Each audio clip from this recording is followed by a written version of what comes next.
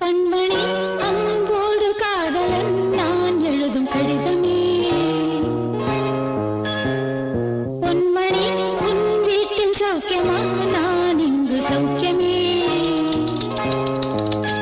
உன்னை எண்ணி பார்க்கையில் கவிதை கொட்டுது, அதை எழுத நினைக்கையில் வார்த்தை முட்டுது.